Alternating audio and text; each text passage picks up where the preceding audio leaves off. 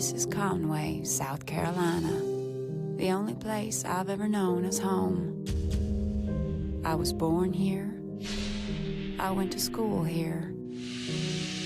When I was 17 years old, I was murdered here. And no one knows who did it, except for me.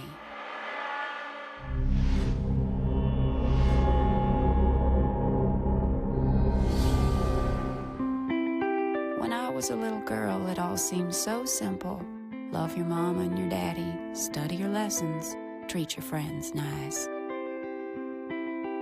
Crystal was very easygoing. She loved everybody. I had good memories just being with her. She was my life, I'll tell you what. Anything we done, we had fun together. Daddy died when I was 11, so it was just me and Mama. She had the bluest eyes of anybody I've ever seen in my life. It's hardly ever the skies as blue as her eyes were. Now, Mama is on her own.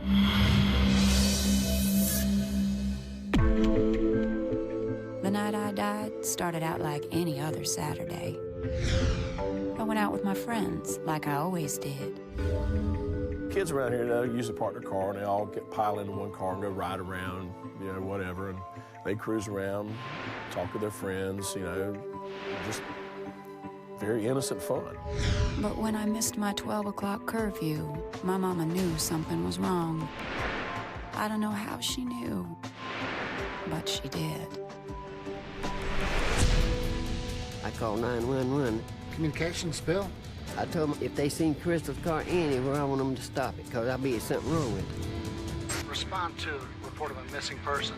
147, go ahead. 17 years old, white female, 5'3". I responded to the call. When I arrived, I found Bonnie Faye Todd, Crystal Faye Todd's mother.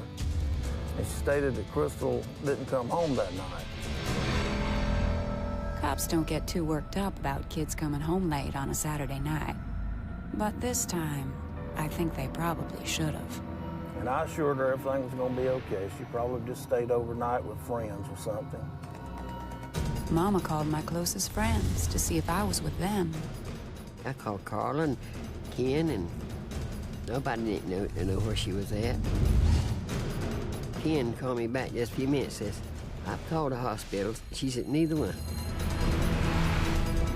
I wasn't in a hospital, and I wasn't at a party. I was someplace far, far worse. But they would find that out soon enough.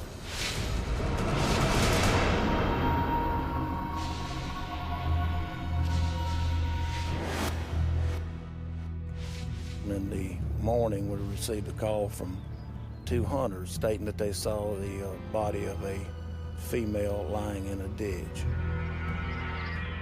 Immediately taped off the scene and called Detective Bill Knowles.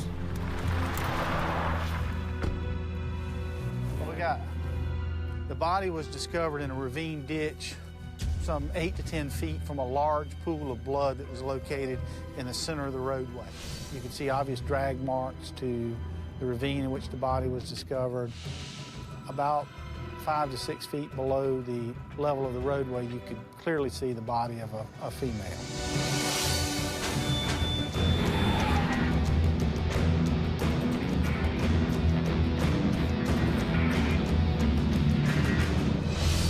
After we removed her from the ravine area in a body bag, we removed a high school ring, and there was an inscription inside, Crystal Faye Todd.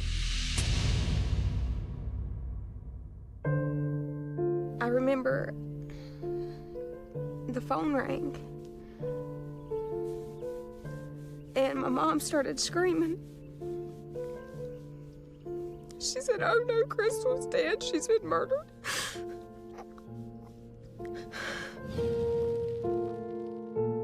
Nothing like that had ever happened in Conway. Everybody knew everybody, and it was just hard to believe, hard to comprehend. I took it very personal because I've got 3 daughters. Standing over a body, I made a commitment to her that We were going to find out what happened to her that night.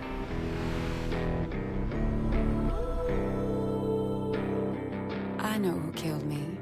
The dead always do. My killer knows what he did, and I know what he did.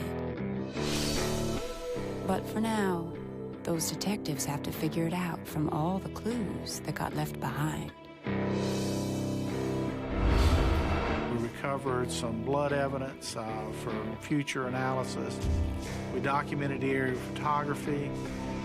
We did everything within our power to determine who may be responsible for this. It's crazy when a young girl's murdered.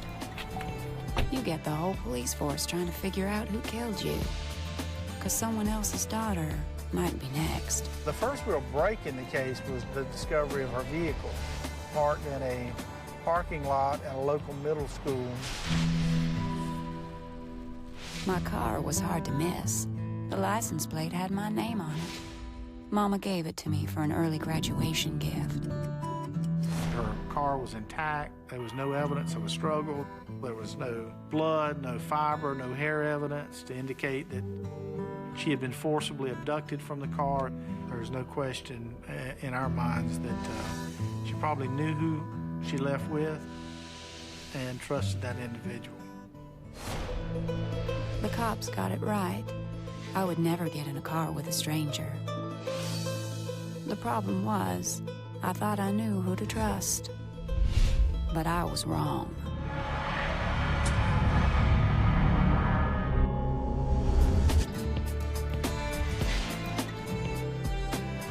When I first got my car, I drove it all over town. I rolled the windows down, turned the radio up. I couldn't wait to turn 18 and be free forever. But then, somebody took my freedom away. With Crystal Faye Todd's murder, quite frankly, we were at a loss after the first 24 hours. There was all these speculations of, you know, who in the world could possibly do this? There was a lot of rumors about what had happened to her. You know, the idea that there may have been some satanic cult. And we suspected everybody. Even my own family we suspected. Even before it happened, he had his eye on me. Watching, planning, waiting for his chance. We did a victimology on Crystal, trying to find out something about her. We went to the high school and through guidance counselors met with students. She was just a normal 17-year-old kid. I would have graduated that spring. I wanted to be a nurse or something where I could help people. There was nothing that stood out about her as far as her habits or extracurricular activities other than she just had a strong family life and she was just a good kid. I didn't have any enemies, so what kind of person would want to kill me? The detectives all had their own theories.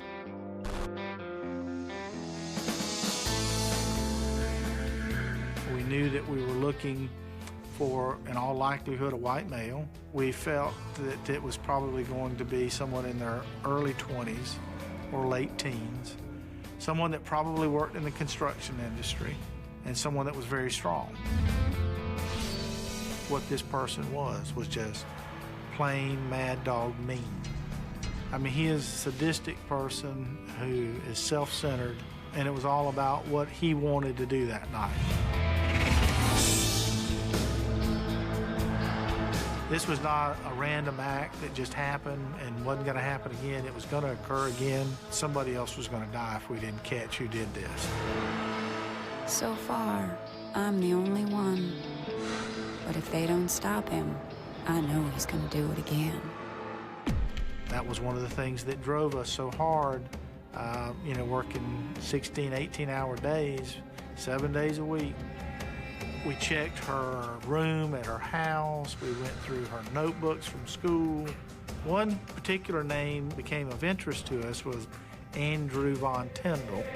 In Crystal's notes, you know, that when they examined her locker and all, she had some, you know, Crystal plus Andy, and some of her friends remember her having a crush on this guy.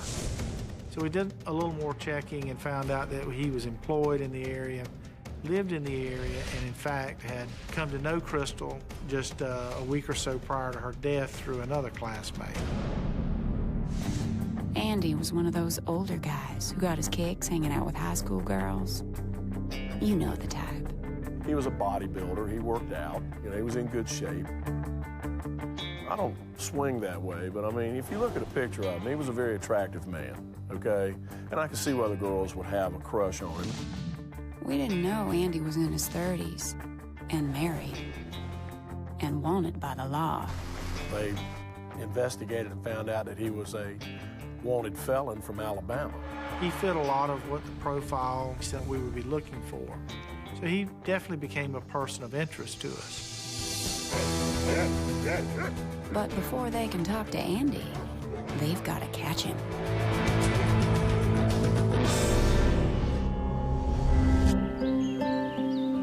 The last thing I ever saw was my killer's eyes. I saw anger in them, and lust, and fear. Worst of all, I saw hunger. A hunger to kill again. All of Conway basically was in a state of fear. You didn't do nothing. You didn't play outside by yourself. People were very worried and very nervous. They had every reason to be scared.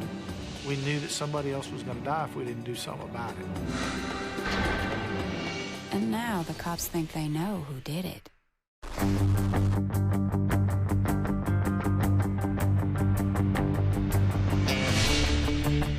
The cops decided to keep a close eye on Andy. But Andy had other plans. He spotted a marked police car and took off running.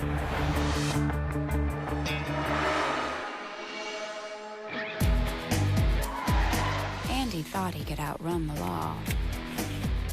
And for a few hours, he did. But you can't run forever. Set up a perimeter around the block of woods or area where the suspect fled into. If we get a good starting spot, the dogs go do their job, and we're going to take care of business. It was a full-bore effort to find him. The bloodhound stayed on him and got close enough to him that actually he was exhausted by the next morning and telephoned law enforcement to turn himself in. A man that runs from the law must have something to hide. But things aren't always what they seem. We actually interviewed him for about 5 hours, asking for a DNA profile, which he agreed to do. I felt very confident that he was our man. He vehemently denied any involvement. You know, they took a DNA sample and sent it off. Andy Tyndall was identified to me as a very strong suspect. There was evidence collected from the victim's body. There was evidence collected from the scene. It was very anxious waiting on it to come back. When I got the results back on Tyndall, I remember saying, it doesn't match. I did not have his DNA on any of the evidentiary samples that were submitted to me. The cops had it wrong. Andy never hurt me. And my killer was still out there. It was very dejecting because, quite frankly, we didn't have anywhere else to go. We had completed every investigative thing that we could do correctly and still were no closer to solving her case than the day we actually found her body.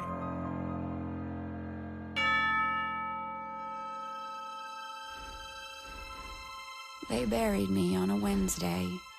Everyone was there. That was the worst day of my life, her funeral. I just couldn't stand the thoughts of being out there with her dead. My friend Ken was there too. He helped carry my coffin. Ken Register was asked by Crystal's mom to be one of Crystal's pallbearers. And it physically and emotionally affected him during the funeral. Ken grew up right down the road. We even went on a date a few years back, till I decided we were better off as friends. Ken looked like a typical country boy. Yeah, he had a sense of humor. Pretty nice fellow to be around. When he played on the football team, I stood in the crowd and cheered. And the day after I died, Ken wrapped his arms around my mama and held her tight. I know that he was close to Bonnie Faye. He was one of the people that she looked to the most for comfort. Oh, yeah, he's always nice as pie. Mr. Ken would say, anything I can do for you, let me know. But we have a secret, don't we, Ken?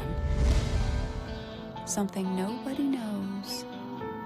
Just you and me.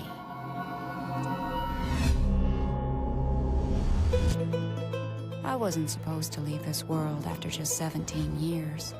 I should have lived a long and happy life. But someone took it all away. The only way that we felt very confident we were going to get more evidence is with another body. We had interviewed at that point about 400 people. We had conducted surveillance every way. We took DNA samples from some 51 classmates, associates, or people she'd been in close contact with just prior to her death. Through it all, Mama knew she could count on my friends. Ken most of all. Ken come over here about 2 or 3 times a week. He'd come out blowing the horn, waving at me and everything, and all the time asking if he could do anything for me. And I remember him coming to the house, and he was always asking questions. He was like, well, have you heard anything else? You know, does it have any leaks? I didn't say so, but I said, how do I know it's not you? I received a phone call from Miss Todd, and Bonnie Faye mentioned Ken Register's name back to me, and a light went off. We had not asked for a DNA profile from him. So we contacted him and asked him for a DNA profile. If there's one thing I've learned, it's that you can hide the truth, at least for a while. We put his sample in with a group of others and drove him to Columbia. There was nothing unusual about Ken Register that stood out. But the truth always catches you up, one way or another. His sample was submitted to me later on in the development of the case. As the information went further on, I began to see what I had. I got a phone call from Lori Johnson. She says, who is this Ken Register? And I told her, I said, you know, he's nobody really special. She says, he's your man. He's positive.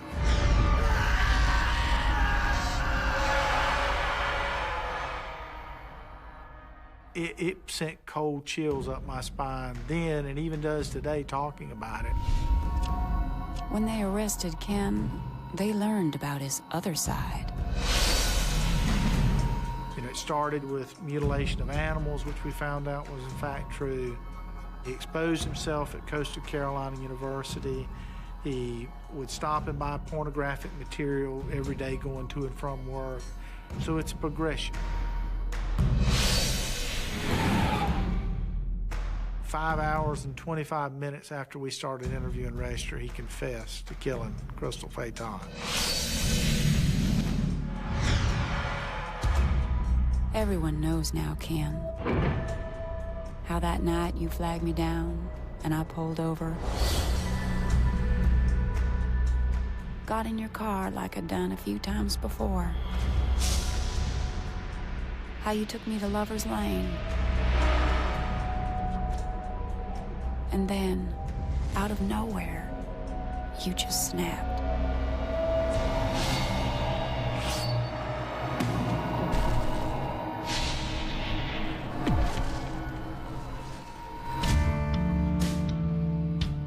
Once she got in his car, her life ended.